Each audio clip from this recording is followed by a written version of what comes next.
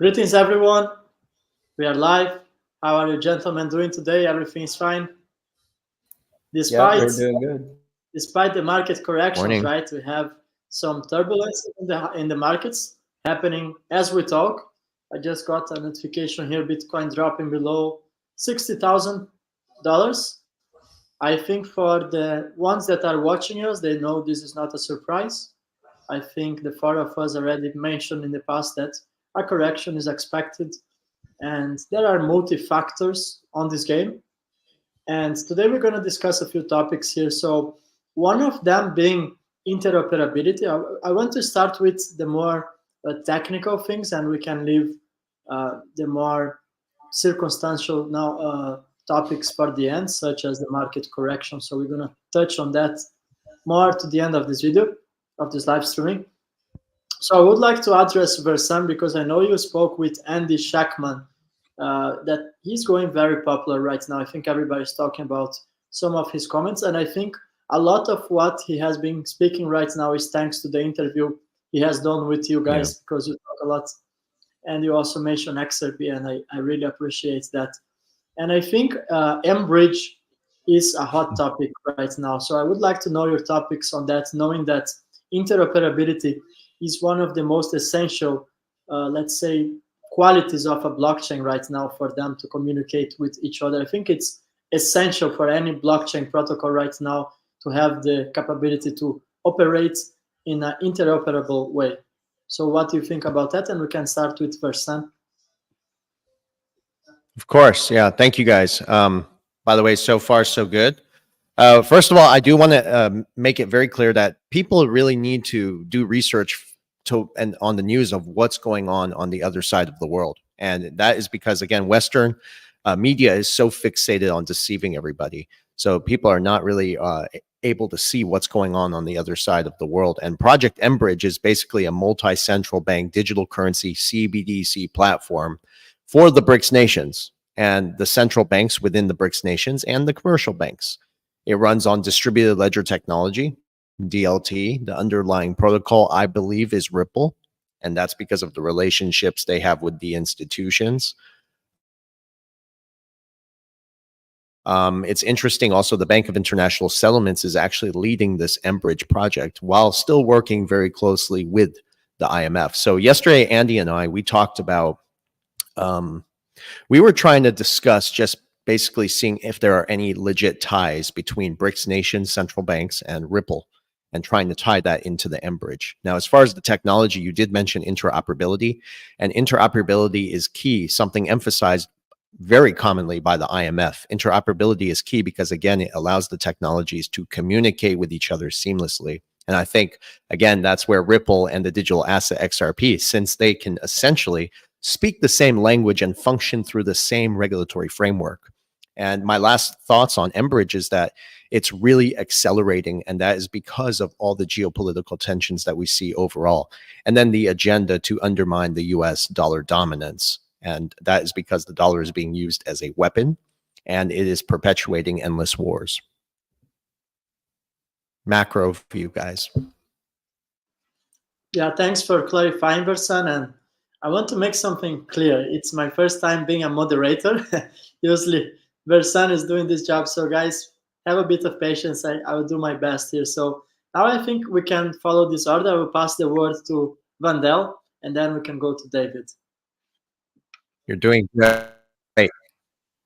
Yeah, thanks. We will see at the end. You're muted, Vandel. You're muted.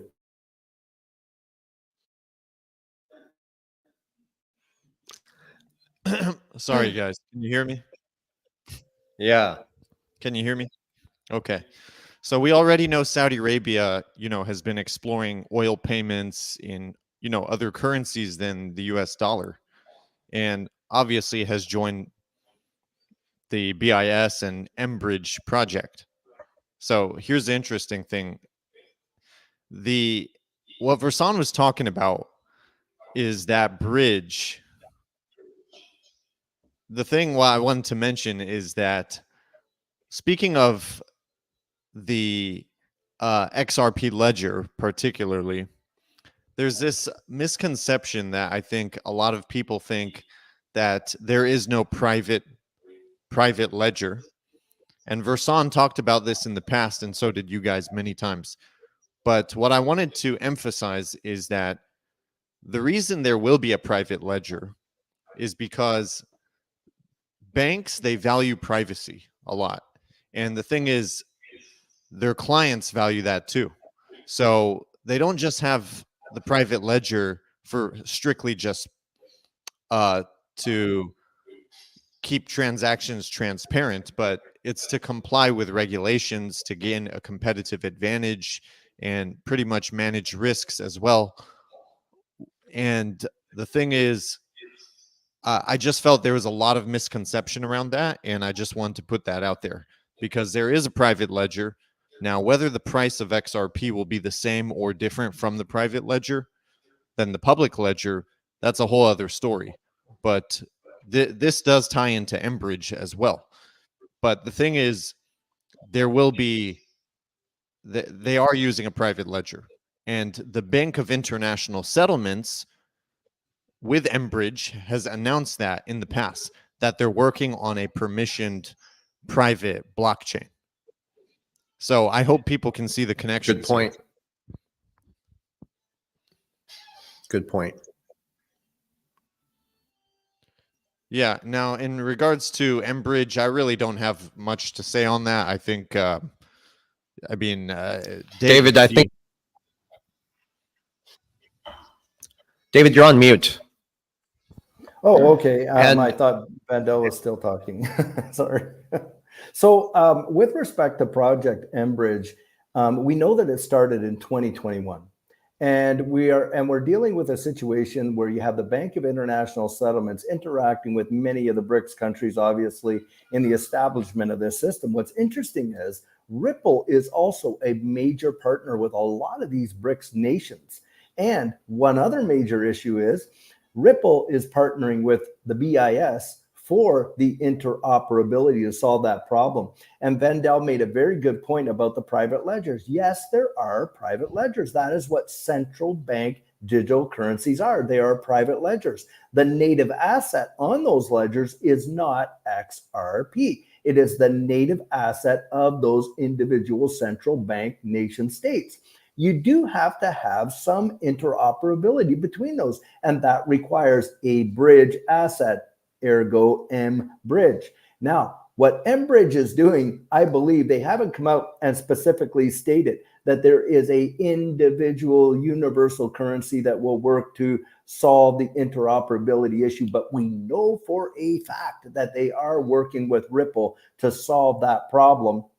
And from what we've discovered thus far, a type of, XRP ledger system is absolutely being used. Let's remember this. Even Ripple themselves have come out and stated that when they are working with nation states to develop their central bank digital currencies, they're using private ledgers modeled after the XRP ledger. So that interoperability piece will be there. Now, something that I have wanted to bring out, and this is actually a perfect segue for me to present this, because we're dealing with central banks and the system of central banks. Now, the West is no stranger to what's going on over there with the BRICS nations. Now, something that I want to present and share and give some actual dates to is some legislation that I was aware of in Canada. And I'm going to tie that to how it works out with the development of the new system that they are moving us into. So what I would like to do here, I'm just going to share my screen. And I'm going to actually share a portion of my screen. And if you guys could just mount this so everybody could see it. And what I'm sharing with here, if we were to go up and see the title of this, it's the Bank Act. I am talking about the Bank Act. This is right off of Justice Canada. And I'm going down to section 21, sub 1, sunset provision. Now listen to how this reads. Subject to subsections 2 and 4, banks, now get this, banks shall not carry on business, and authorized foreign banks shall not carry on business in Canada, get this guys, after June 30th, 2025. Now these sunset provisions are put in there every 2 years. Right, And right. this particular one is really, really interesting as to the date. Now, that 2-year revision was just recent. Now, listen, now I'm going to stop sharing that because I want to share another page. And this is what I'm wanting to share. And Versan is very well versed, I know, as he's done a lot of research on Basel III. Now, if you can mount this and you can see, listen to what this is, the final regulations for Basel III, and it's important to understand what these are. Basel III has been adopted by 28 central banks around the wide world, and it's a set of reform measures, as it says here, to improve regulation, supervision, and risk management in their international banking sector. Now, get this. This was in response to the 2008 and 9 financial crisis, and look at how much play they've been in place, but there's an end game to it.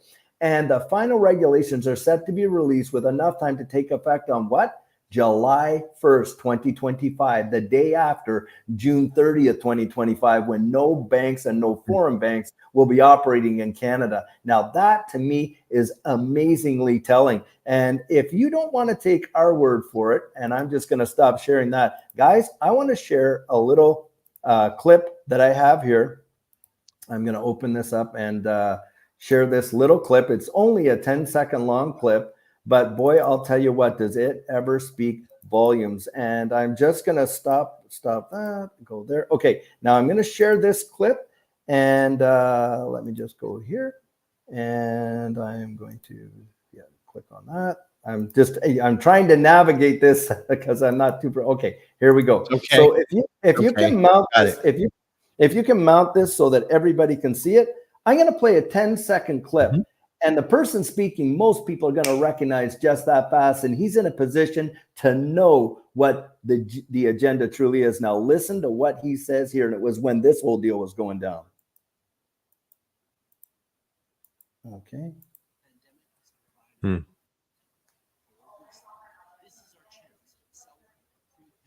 Let's turn it up maybe from the computer. Okay, I'll redo that. I'll just put up my volume so that it's really nice and high. Okay. Yeah, the volume from the video. The video itself. Okay, I'll take it all the way up. Okay, let's play it one more time. Pandemic has provided an opportunity for a reset. This is our chance to accelerate our pre-pandemic efforts to reimagine economic systems that actually address global challenges. Now, oh, sorry. Okay, did you guys get that? Yep. Did you were able to hear that? So It's all part of the plan. It's all part of the Pre-pandemic. plan. Exactly. It is all part of the plan. And I'm just going to turn my volume back down a bit. So what we're seeing here is not something by happenstance, a knee-jerk reaction to anything. What we're watching with Embridge, what we're watching with the central banks, with Basel III and all of that, remember what Trudeau was saying there. Our pre-pandemic efforts, we can accelerate those efforts. Now, the thing is, a lot of people say, never let a good crisis go to waste. Well, how about never let a manufactured crisis go to waste so that they can literally manufacture an environment so they can present and push forward their agenda? That is exactly what I see going on. Embridge is certainly a part of that. We know this consolidation and collaboration with the BRICS nations and the advancement of that. And we're seeing the West has a similar situation going on, and it is going to become seamless. I literally believe you're going to watch these two ends meet one way or another. Yep. That's what I got to say for that. 100%. And thank you for sharing that with us, by the way. Edo, I was just telling you in the private chat, I think this really ties us into gold. So you know what? Maybe we should talk about gold and we can come back to the market and touch on some other things. Vindel. I just want to make a quick comment. He mentioned something like pre-pandemic, right? And guys, there's something very interesting, and you can, after we finish the live streaming, for the ones that are watching us, you can do an experiment. That might sound crazy, right? But if you go on Google and you actually type 2024, not sure if you guys have seen it, but you type images, it's going to pop a lot of happy images of calendar and stuff. If you go to 2025 on Google, it's all about lockdowns. It's all about war and destruction. I mean, they just giving you the things in plain sight. You know how the elites used to operate. they usually tell us in advance what are their plans, and they have done the same thing with. I think it was called. If someone can refresh my mind, but before the pandemic, they did an experiment where they call it Event 201, right? And they did a scenario where there would be a pandemic and precisely a coronavirus pandemic just a couple of months before the actual pandemic. And they also stated that that would all start in China. So I think that's very interesting. Just to make I, some comments on what David if I may, has shown. if I may just throw something in there, another experiment was done after that that had to do with a cyber attack on a massive global level. And now we're hearing about, you know, the Federal Reserve getting hacked. Come on. Yeah, they've been running simulations for over 2 years now. Yeah. And major corporations have been participating in it for the cyber attack. And the cyber attack one was actually orchestrated by the World Economic Forum, and there was Klaus Schwab. So it's all tied together. And if you want to kindly quickly shift back to the gold, I think it's very relevant that there has been some unfoldings in BRICS in the last week, and I think that's very tied to gold as well, but not only to gold, also to oil. So we had just 2 days ago a new member applied to join BRICS, and that happens to be Venezuela, which together with Saudi Arabia, both of these countries hold the 2 largest reserves of oil.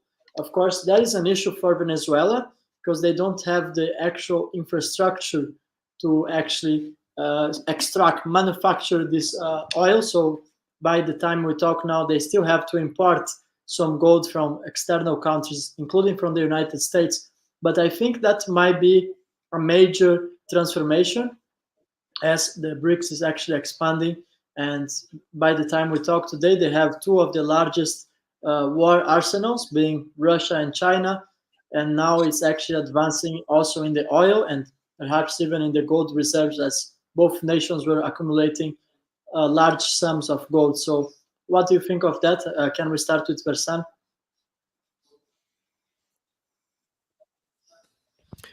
You know, I'm just going to put a macro thought into this is that I think I think this new world order, or whatever you want to call it, is actually being orchestrated by the BRICS nations. And I think they're just challenging the dominance of the US dollar. You know, it's crazy, guys. If you look at just the actions of the US and what we're doing here, it's almost like our leaders are committing suicide, you know. These are people that are selfish, greedy, and corrupt leaders. You know, what we're seeing is just the decline of leadership and integrity and morals in the U.S. And I'm telling you guys, it's no surprise. But you know, I think that the future of the world is very complex. Where this is all going, and I don't know how we're going to get out of it, the US, but I think we're in big trouble here, guys. You know, this is something like Andy and I even talked about extensively. People really need to just wake up. I don't have a lot of thoughts on the BRICS nations at this moment. All I know is that they're expanding. And I really believe that they're going to be the ones behind the new monetary system. Whether this is intentional or not is a whole different story, but it seems intentional. So I'll let you guys take the conversation there. And when we get back to gold, I have some thoughts about that. Thanks for sharing, Versan. Mandel, yeah, you can go ahead. Yeah, I just want to say that whatever the BRICS is working on, their agenda, as well as the US's agenda, they ultimately lead to the same outcome. Okay, that's what's going on. The end goal is tokenization. Okay, the end goal is more control, more capital control, more restrictions. That's the end goal. And the tool that they're going to use to get there will be tokenization. So regardless what, you know, the left is believing or the right is believing, or what the West is doing, or versus the BRICS and other nations, they ultimately lead to the same outcome. And people need to understand that. They're just taking different paths to get there. That's the truth. regardless how you want to word it and put it, that's how it's going to end up. It's heading towards the same outcome ultimately. Now back to gold. First of all, Venezuela is actually one of the richest countries in the world because of its oil and natural resources, minerals. Just wanted to throw that out there. But specifically on gold, so I found this yesterday. Well, found this today, this morning, and posted it. So this is the proof that the gold reevaluation. This is even more confirmation that there's a very high probability they're going to reevaluate the price of gold. We already know this. We've been saying this for a long time. But for anybody that was questioning it or needed proof and what's your source, it's right here on the federal government's website. So the federalreserve.gov, okay? And I posted it today on Twitter, and the financial accounting manual for Federal Reserve banks. This is their financial accounting manual. It's public information. You can Google it. You can find it Vandel, online. sorry, if you want to share your screen, you can actually go ahead. I think that would be a very interesting topic here. Yeah, sure. Okay. So, okay. Let me. Do you have it ready? Yep, it's ready. Okay. Okay. So, share screen. Okay.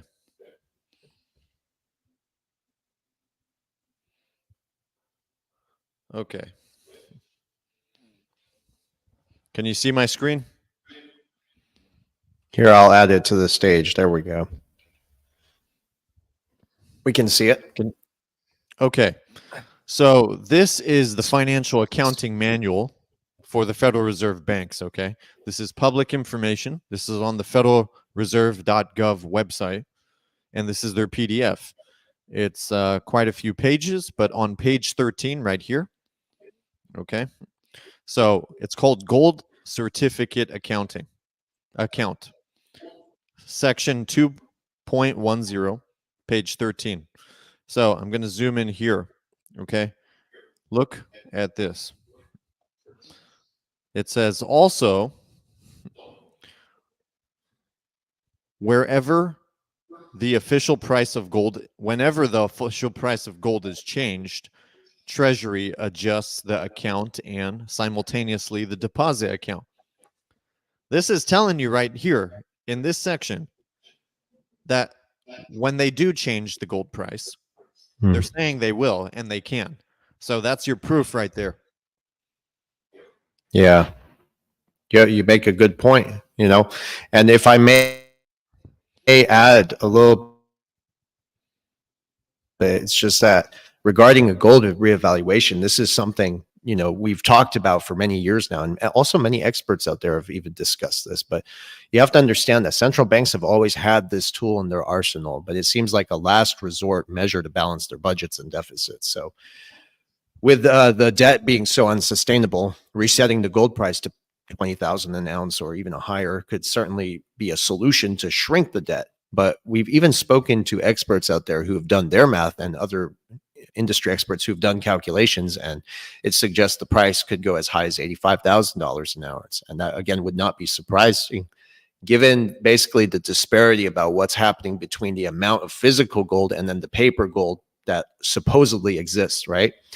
And this is something also Andy was mentioning yesterday, is that price discovery will actually happen when there's the demand for the physical ownership of that gold. So that's something we just need to bear in mind, and it could certainly help reduce the deficit and the debt. And then I think also where blockchain converges with all of this, that's going to play a crucial role too. So as we move towards digital money and digital economy, the intersection of gold and digital currency, that's really where the convergence really matters, basically. And this is, again, why I tell people always own physical gold. Gold and silver is always going to be real currency, real money. I think everything else is just debt and then digits on the screen. Especially in this world of tokenization that we are. You guys hear me? Yeah. And David, would love to hear your thoughts on that. Well, right. I think that gold has traditionally been obviously a store of value for thousands upon thousands of years. It certainly still is today. The issue is when we are moving into this, and Vandell is absolutely right. I mean, if you think that the governments have not been able to manipulate and control the gold price when they want and how they want, then you're not really a student of history, because let's remember, between the 1930s to the 1970s, the US government kept the spot price of an ounce of gold in between $30 and $40 for that entire time, decades upon decades upon decades. Now, do you think the physical demand for it was really reduced? No, it was a controlled and manipulated price, and they are still doing it. It's just not the way in which we thought of how they're doing it. And in fact, JP Morgan themselves got fined massively for being caught, manipulating the silver market. And of course, to them, that is just a cost of doing business, let's be honest. And so we're literally watching a system implode on itself. I agree with Verson. Anybody else witnessing this from the outside would consider these governments are committing financial suicide for their citizens, because they're putting their citizens at absolute risk in an amazing, amazing way. And we're watching, we all see it, the purchasing power of our dollars literally being destroyed right in front of our very eyes. And what other thing are they moving us forward to from in a geopolitical way? Well, they're ratcheting up this entire war machine, both in the Middle East and of course in Eastern Europe. You got all of these nations that had a long pause on selective service or the draft that are bringing it in. Here in the United States, they are going to propose that not only young men, but young women have to sign up, for the selective service as well. And when I think about that, it kind of makes my stomach turn, because how many times have they pushed us into some sort of a global conflict where you have watched many, many young lives being absolute cannon fodder to forward their agendas? My gut tells me that's what they're going to move us into. It would not surprise me if by the end of this year, you're going to watch a lot of things, transpire on that end of it. It's not going to be just dragged out. They have an agenda. They are going to fight this tooth and nail. They are going to bring it to pass. And, I know a lot of times we think, oh, this is conspiracy. Well, you're watching conspiracy happen right before your very eyes. And if you are not willing to connect the dots, you are literally living in willful ignorance. I genuinely believe that, because the evidence is all around you. And I think it is very frightening to have to digest this evidence, but we have to do it if we're going to be prepared and ready ourselves. There is no reason for any of us to become victims in this situation.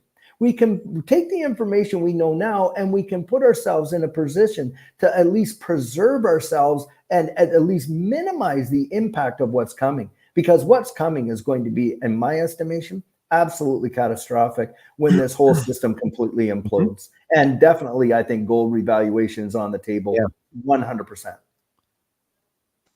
Yeah, and truth is 100%. Can I also add something real quick? It's just, well, yeah, good point. But is also the M2 money supply that confirms that central banks are going to print more money, obviously, aggressively print more money, inflate the currency to unprecedented levels, and that's going to just make them stronger. And again, they're doing this to buy up all the debt, buy up all these suppressed assets, own everything, consolidation, and so forth. But everything we see happening with the central banks, it also confirms that we're at the brink of war for some reason, right? And at the same time, countries are also dumping the US dollar.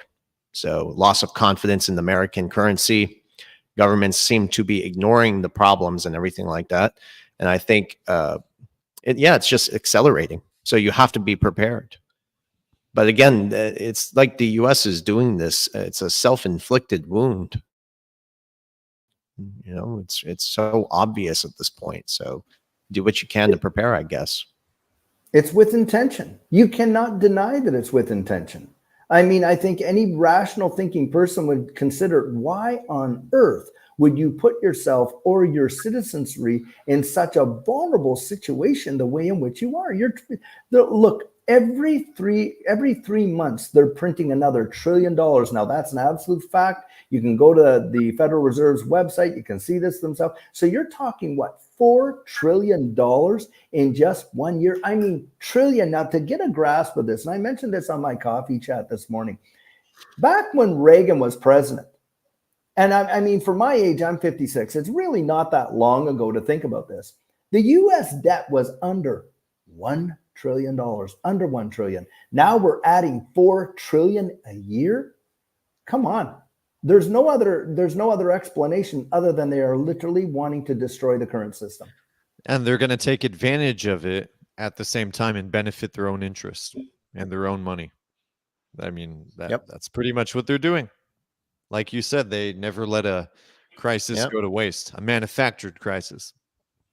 When you have a currency that you take 80% of the circulating supply has been printed in the last 36 months, that's what I called a self-orchestrated collapse. I think the only thing that still used to justify was the demand for the petrodollar, but now we have all these BRICS nations with the alliance that is growing by each day, and there's this whole change of paradigm, so we can't even compare to some of the arguments pro the US dollar. The main argument was actually the demand for the petrodollar, and that's changing very quickly. Now, if you guys allow me to jump in the market circumstances right now, I think that's very relevant. I know I have a lot of people that perhaps are watching their bags to go down and they're getting concerned. And I want to start making some comments here. We have to understand that markets in general are rigged. Not only the crypto markets, gold, silver, stock market. It's designed to make retail investors to lose.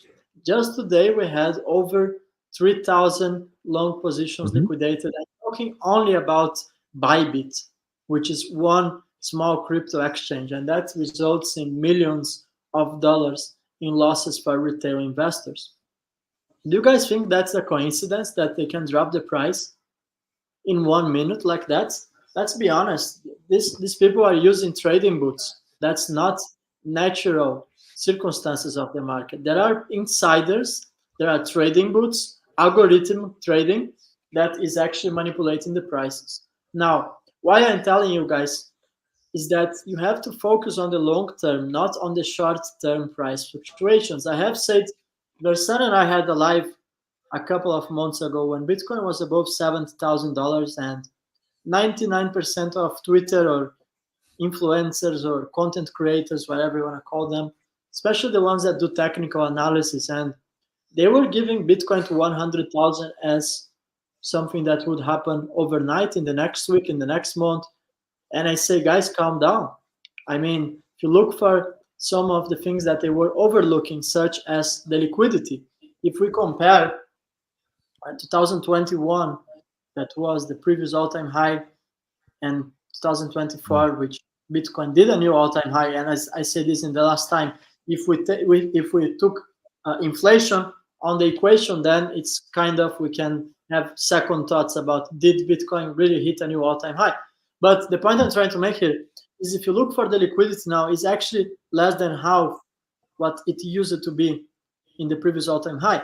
And that really communicates that price changes are actually brutal. You can have a massive amount of liquidations because low liquidity in the markets actually means that there is no price volume to sustain any selling action. So what we are watching today, it's a massive liquidation. And who's paying the price? Retail investors. So that's why I say you have to be very careful when trading.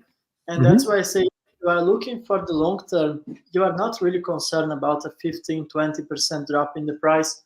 But that's the importance of have a strategy, that you are not responding just to market fluctuations. I have my bags.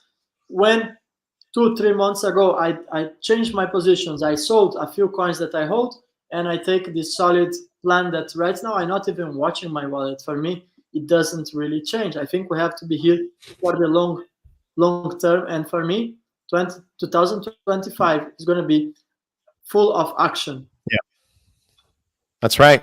It's going to be 2025. Our message has been the same, and, but also real quick, Mindel, it's just that like you said, Edo, everything is rigged. This is something I continuously emphasize. I don't even watch technical traders, because the market is rigged, and it's even more rigged today than it was back then, because everything now depends on central banks coming in and buying up all the debt.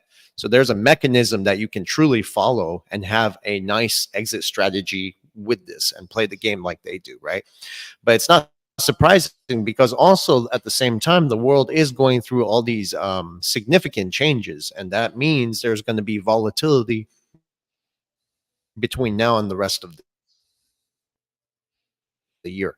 So don't be surprised if the markets go up 20% or come down even 40%. This is something that is to be expected in this environment. So personally, I don't even look at these things. I just continue to dollar cost average every month. I'm paying myself in precious metals, food, water, supplies, things like that. And at the same time, gold and silver. So I'm continuously playing my game, haven't changed anything about my strategy, guys. So.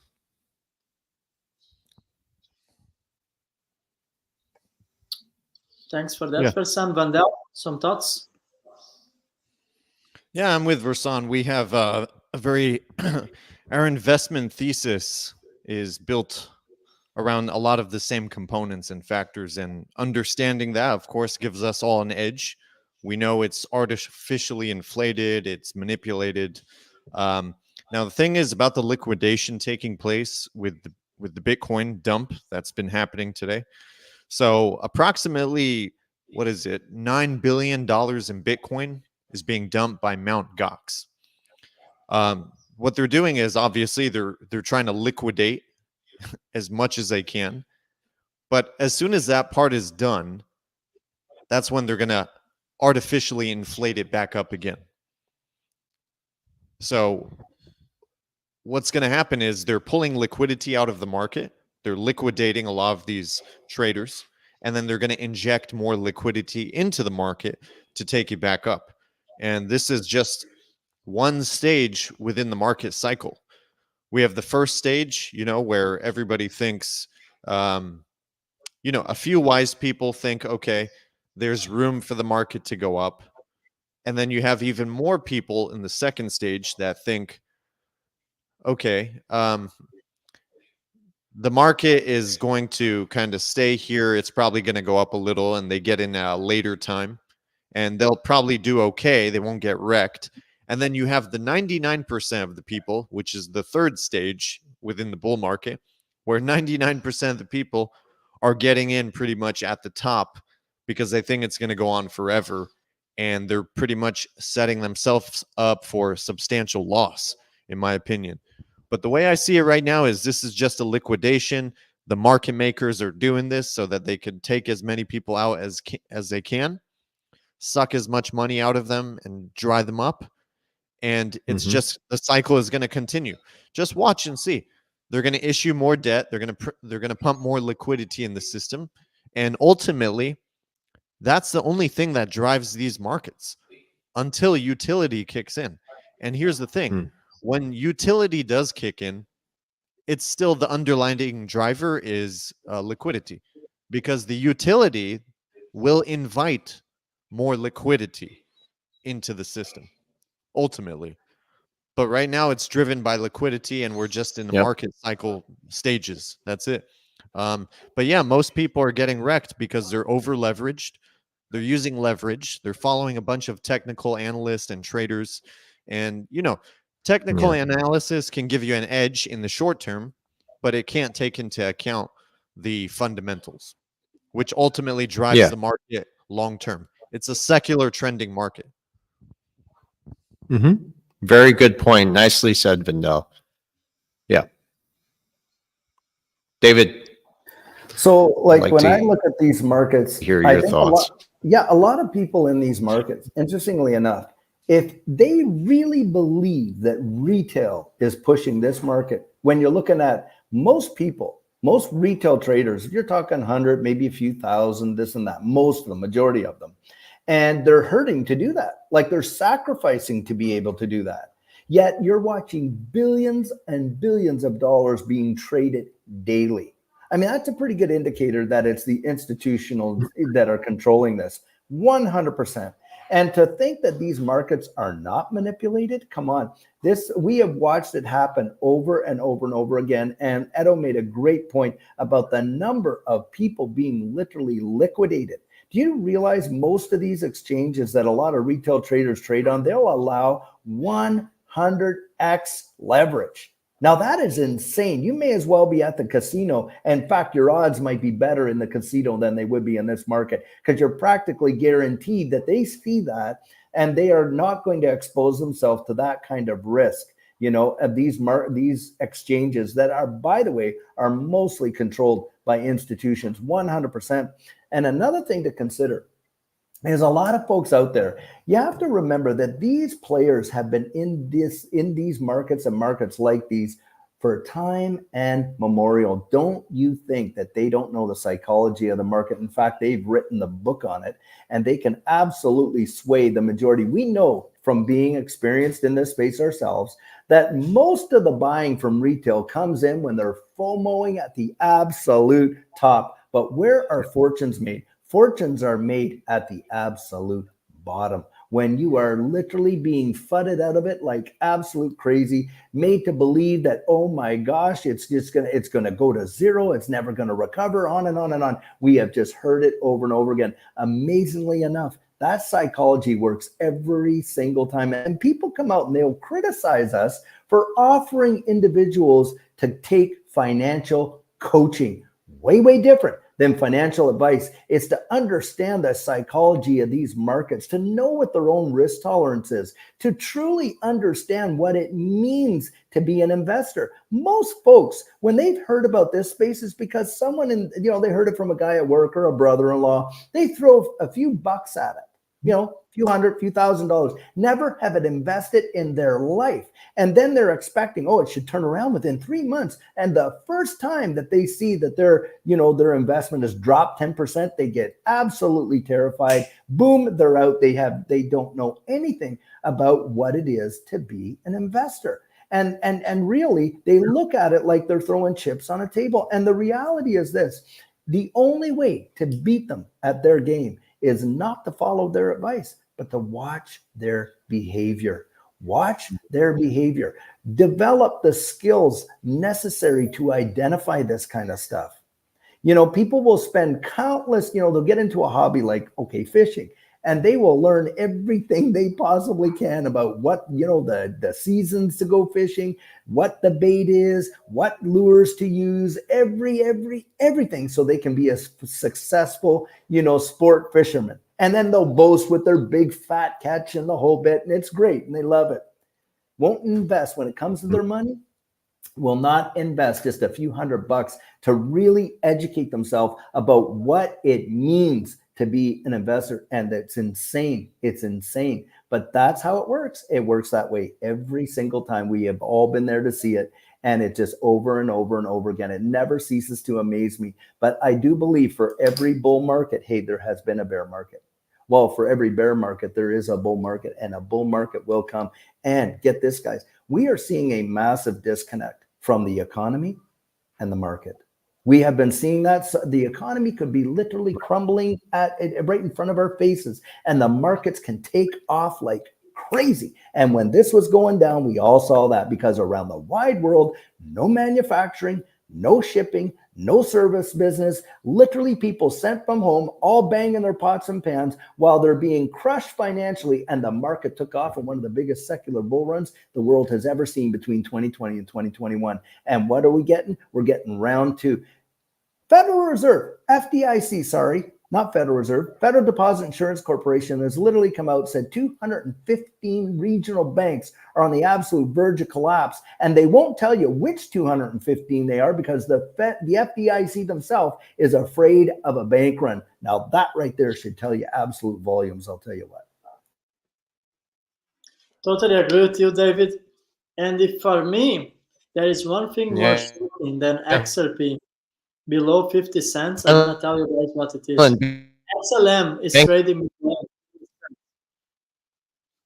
I mean, it's just ridiculous. When you see all of these assets, HBAR, XRP, XLM, XDC, and you just see that they are extremely undervalued right now.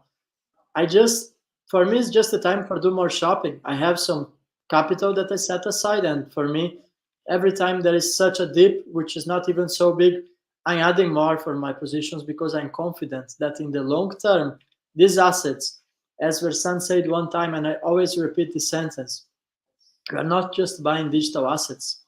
You are literally buying a piece of the infrastructure of the financial system. And that's not me saying, that's the document, that's the word of the World Bank, the Bank of International Settlements, the IMF.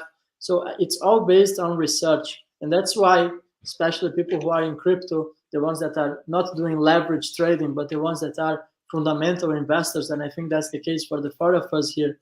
When there is a drop like today, like this week, let's say, we just see like a 10% drop in the week, that doesn't even make any effect. I mean, for the emotions, it's just like a neutral for me, you know? Yeah. I agree. Can I put something in there? So you made a very, this is not retail markets moving anything. We talked about this earlier this morning too. Retail markets are not moving. I'm sorry, retail investors, retail money is not moving the markets at all. This is all institutions. They're the only ones who can move the market.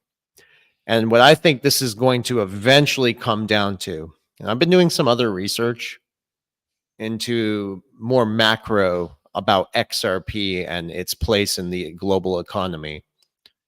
And I'm convinced at this point, I talked about this on Twitter, is that this is a geopolitical issue at this point. And I think it's interesting because, you know, we always believe that the central banks are buying up all the debt. I even talk about this quite often with you guys, right? That the Fed is buying up all the debt. And I'm starting to speculate and wonder, like, is it possible that the IMF is buying up all the debt? And it's a very interesting speculation because there's an article I'm going to be covering this week from the IMF. And the IMF has approved very quietly without anybody knowing. It just went right under the radar. They've approved for special ESDRs, multiple ESDRs. And I find that very interesting.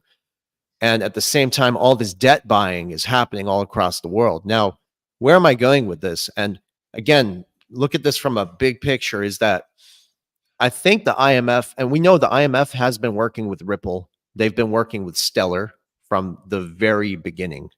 Mm-hmm. And what's interesting is I think the powers that be, to some degree, we can all agree on this, is that the powers that be, like the IMF, the Bank of International Settlements, the World Bank, World Gold Council, some of the bigger institutions and other financial dynasties, I think they're going to use these two technologies, interestingly.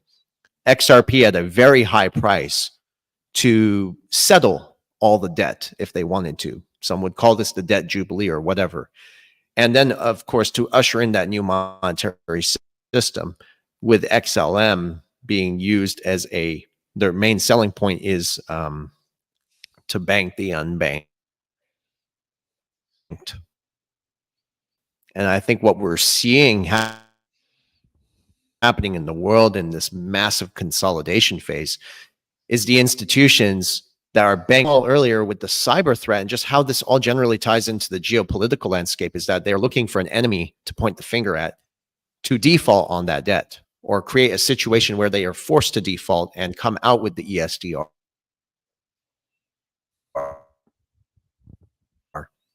So, and this is again a problem reaction solution, ultimately leading to a scenario where it's very possible that the IMF actually controls all the money in the world. And some of these digital assets play a role in it. So I'm just trying to speculate, guys, on the bigger picture here. And it's pretty creepy. But I found some documents that I'm going to be reporting on this week from the IMF and the ESDR. So, can I tag along on that for a quick second? Because please, I think I don't want to be alone in this, guys. Versan is right over the target, and I'm going to share my screen because I think a lot of folks don't truly understand the purpose and the plan behind special drawing rights. Because especially now, this is Investopedia and this is in special drawing rights here. Do you guys see my screen here? Yeah. Okay, There we go. so Sir. this was it says right here they were created in 69. It operates as a supplement to existing money reserves of member countries. And when you get to the key takeaways, they're artificial currency, and it's used for internal accounting purposes, but they can be used to exchange for other currencies, the repayment of loans, payment obligations, pledges, payment of interest on loans, or payment for increased in quota amounts. And it's so vitally important to understand this because right here, the special drawing right was formed with a vision of becoming a major element of international reserves, bingo, with gold and reserve currencies forming a minor incremental component of such reserves. They are going to back it. They are going to back these things by commodities, and they're going to be issuing them as an international form of currency. I genuinely 100% believe that. And a lot of people do not understand what electronic special drawing rights are, but they're going to be built on distributed ledger technology. It's going to have massive, massive impacts. Why? Because right now we're watching a absolute decimation of the current world reserve currency, aren't we? It's the US dollar, petrodollar. I don't believe for 1 second that the next world reserve currency that's going to be accepted is going to be singled out for one particular nation. I believe it's going to be agnostic. I believe it's going to be international. And I believe it's going to be absolutely distributed ledger technology based. Why? Because we're dealing with trustless systems where we're not trusting one another, but we're trusting the technology. And because this current system is based on the confidence people give to the economy, because nothing is backing any of these fiat currencies, right? Not gold, not any type of commodity. When all of this blows to pieces, they are going to have to get the public trust back one way or another into these currencies. What do you think they're going to use to do that? They're going to use commodities, gold, silver, oil, and other things that people know have intrinsic value. That's how they're going to get them to trust it. And then it's going to be agnostic. That's at least, and I think Versan is right over the target with that. And the value of value of SDRs, of an SDR, is connected to a basket of currencies. That's how it works. Yeah. Very good point. And you know what? Just to add on, guys, the dollar functioned as a reserve currency settlement mechanism where for the dollar to cross border to transact and do trade. As the dollar is fading away, you can now put all the pieces together and begin to see the bigger picture that, oh, well, if XRP can function as a global reserve currency, eliminate the dollar, coexist with it, then there you go. It makes so much more sense. And this is why I think the Ripple lawsuit is still going on, because it's a geopolitical issue at this point, because it challenges the dollar, the dominance of it. So it's not an accident. And then a lot of these technologies are also complementary. That's your reset right there, right? Ergo WAR. I think it's also possible for the International Monetary Fund to acquire a large sum of the escrow. Of course. XRP. Yes. That's where we think it's going. Ultimately. And we don't know if it would be the escrow. Yeah, it's just the escrow. The rest of it, it hasn't been revealed yet to what it's there for, but I think we understand what it's there for. And just as you described, Mendel, yes, it's going to be allocated for specific reasons when the time is there. But in the meantime, it's just there to foster inclusion, liquidity, to further the adoption of it, which is already happening. So, unless you guys have something else you'd like to add to this, I think now which we can which will lead to supply shock. Go ahead. I have said already that, and don't take this as facts, but as speculation of myself, that my opinion, the escrow already is no longer in possession of Ripple. I do firmly believe that the escrow belongs to some key institution like the Bank of International Settlements, the IMF, perhaps the US Treasury. And I have some reasons to say that. However, Mhm. I don't have a document to really prove it, but I had spoken privately to some people, and it has been told offline, off topics. But there is a great chance that the escrow is there and it's no longer in possession of Ripple. So you don't see other assets having the same asset distribution, at least 50% locked in escrow. So there is a reason why there is so many XRPs locked there. One thing also to mention about it is a lot of people think 100 billion XRP, but what they don't realize is the amount that is in circulation right now, okay, 60 billion. Do you realize the percentage of that that is held by whale wallets that are not, I mean, the amount that retail holds is absolutely minuscule in comparison to what these institutions hold and the amount locked in escrow.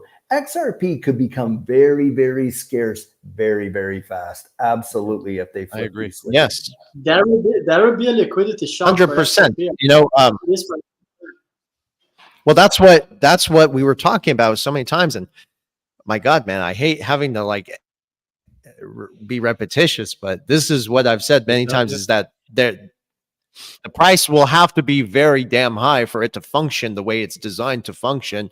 What is interesting about it is that when you look at 100 billion XRP, that is not anything compared to what the value, it's not recognized yet, but they know exactly what it's designed to do. So the price will have to be at a very high price. And I promise you guys, the IMF is going to be interceding in all of this when the time market bubble to burst. Like I said in the beginning, they're going to inflate to consolidate. But when the time comes, the central banks, like Gareth Soloway said, they won't be able to fix the problem. So typically, who steps in? It's usually the IMF. They come in like the mafia, right? And they could use these two technologies to say, hey, well, we're going to come in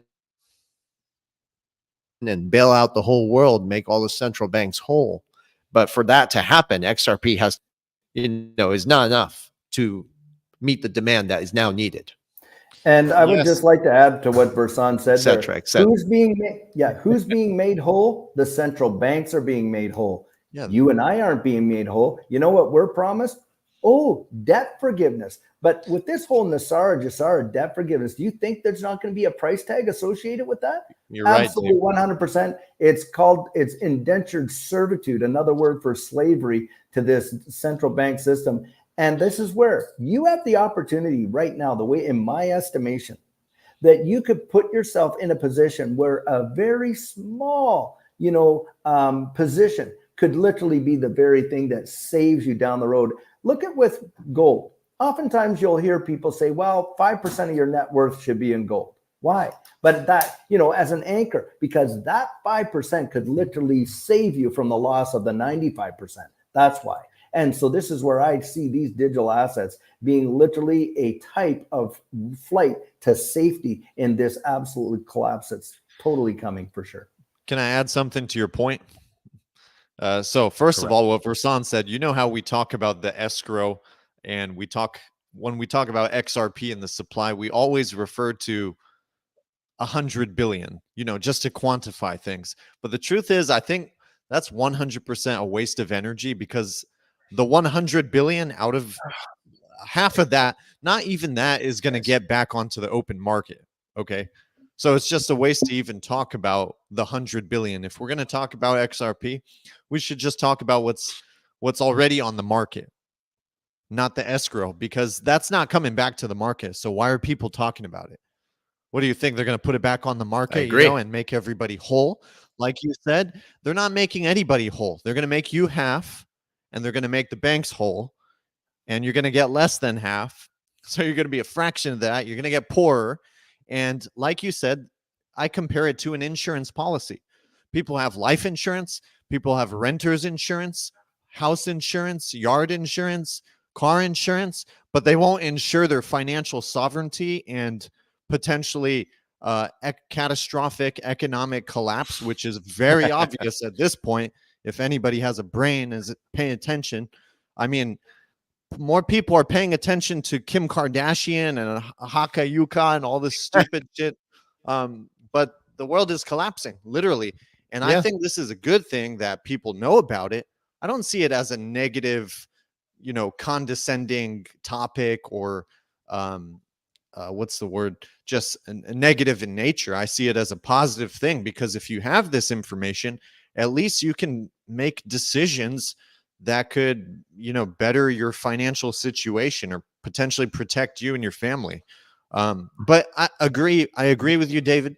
This is like an insurance policy.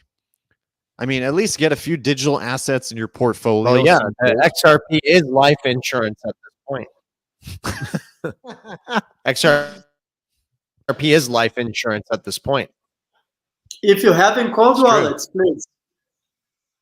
Anyway, good point, Edo. Make sure that you got it where you can keep it, and because they will take it if they can take it. As simple as that.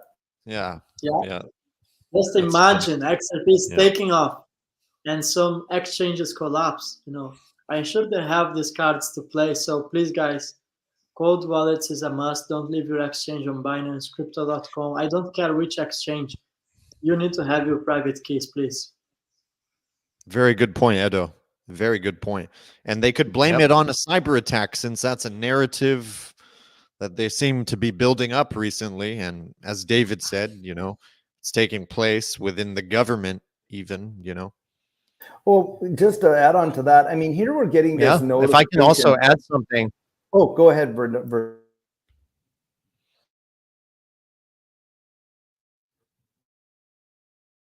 Sorry, guys. I'll keep it short. Some people have asked me, what do I think about keeping, say very simply, like here you are trying to hedge from financial institutions while transacting in financial institutions.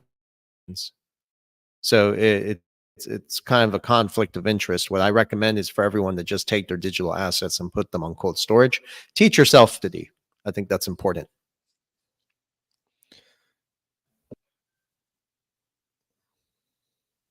Hello. Yes. Go ahead. It is important, absolutely important. And I guess for me, when I take a look at these networks that we're talking about right now, do you have a bad connection there, Versam? Were you finished? I thought he was finished. Was he not finished? Going on here, guys? It's just. Yeah, I might as well tune out. Something's wrong with the Wi-Fi here, I guess. That hasn't happened before, so yeah. I'll let you guys go. Okay. I think we're at an hour. I'm gonna sign off. Okay. We're at an hour. Yeah, we'll give our final thoughts. I think overall, look, we know what's coming. We can see what's coming. And, if you're going to be on top of it, if you want to protect your family and those kind of things, I think you need to pay attention, get out there. Like Versan was saying, like Vendel, Edo was saying, we need to be ready, prepared, research it. And, that's the bottom line. And at the end of the day, there's really, it's like the wheels are so in motion that there's no stopping it at this point. That's my last comment there. I'm looking at the comments. Somebody says his Wi-Fi sucks ass. That's so funny. But that's very silly because we have the best Wi-Fi here. I pay top dollar for my Wi-Fi. All right, I'm getting off, guys. Okay, take care. See you, Versan. Edo, David. I think. What do you think? Usually it's my Wi-Fi. So unfortunately today it was Versan's Wi-Fi. But just some final thoughts, guys. First, I see some comments that people just joined the live streaming. So if you want to see the repetition, you can just go to Black Swan YouTube channel, the section live, and you can watch it from the beginning. It's also available on my Twitter page. And despite the fact that markets are down today, just look for the big picture. Focus on the long-term investments. We have almost 4,000 people watching live right now. So I'm glad that as the live streamings are evolving, we're getting more and more views and the message is getting spread out. So thank you everyone for your kindness. I think we're gonna see you guys next Monday. Is there something, Vandel and David, you want to add some final thoughts on that? Go ahead, David. Well, the last final point I would add is something big in the news today is, of course, this whole Federal Reserve hack. and that they're being extorted, and that 33 terabytes of information has gotten out there, which is quite amazing considering that, you as a US citizen, can't even see the budgeting books of the Federal Reserve. I mean, this is like national security. I mean, you would think the NSA, the CIA, they'd be all over this like a bad habit. To me, this doesn't pass the smell test. I don't know. I just think something's going on. And they might be able to use it to blame it for something else, but there is no way that these are closed network systems. That kind of information wouldn't be available, in my estimation, in a truly hardened security system like the Federal Reserve. When just from my past government experience, so something's going on. Yeah, I agree with you there. I definitely, most likely something is happening. But they like to roll these things out very gradually, little by little. It's just how they operate. But yeah, my final thoughts is I'm glad we could have this conversation, you guys. You guys are like my brothers. I think this is fantastic. Thank you for everybody watching and tuning in out there. Again, we just try to reiterate the information to give people an edge, an advantage. We all have different experiences, different opinions, but at the end of the day, we're all here to support each other. And I think having information and knowing what's going on can give you an advantage, and it's much better than not knowing what's happening in the world. Great final message. I think after this one we can close. So yeah, thank you everyone for your comments, for your patience. Sometimes we have Wi-Fi problems, sometimes microphones, these things are like this. Just trying to improve by each day. So see you guys next Monday. Thank you, David. Thank you, Vandel. And wish everyone a great day ahead. For me, it's actually night. It's 9:30 p.m. here, but I know you guys are early. One day I want to do the reverse, actually. I want to start when it's morning for me so I can be fresh, not when it's the end of the day, and I have already so much work that I did in the afternoon. Anyways, thank you, everyone, and gonna see you guys soon. Thank you.